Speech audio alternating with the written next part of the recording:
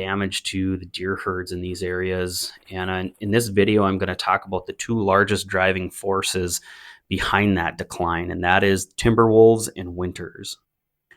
So to begin with the bad news is that we continue on with our anti-science approach to wolf management in the upper Midwest.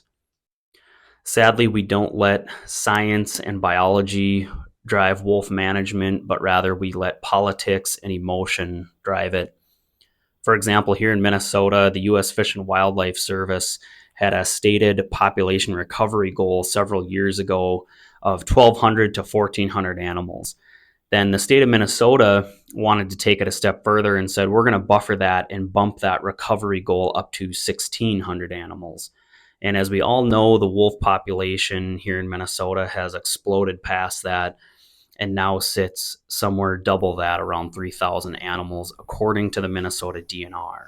Now, some might call this a massive success, and rightly so. You know, the endangered species protections brought timber wolves back from near extinction many decades ago, and that's something to be celebrated. But instead of celebrating it, we are now using that threatened and endangered species list as a political weapon to keep these wolves for emotional reasons on the list, and thus not allow any hunting seasons whatsoever to take place on the gray wolves in the upper Midwest and Great Lakes areas. And to add insult to injury here, the judges that are putting the timber wolves back on the threatened and endangered species list, like what happened in February of 2022, I would make a bet that that judge has never, number one, seen a timber wolf with their own eyes in the wild, and number two, certainly would never go camping with a beloved pet in wolf country if it came down to it. Now, to be clear, I don't want to see timber wolves eradicated. I think they're a really cool animal, and I like having them in northern Minnesota.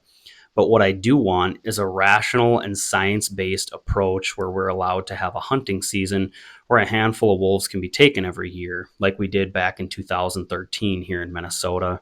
And I know seasons were held in Wisconsin and Michigan as well. A closely monitored, well-managed wolf season would generate revenue for the state of Minnesota. It would bring a lot of enjoyment to hunters that want to pursue these majestic animals. And furthermore, it would reinforce the necessary wolf-human interaction dynamic where wolves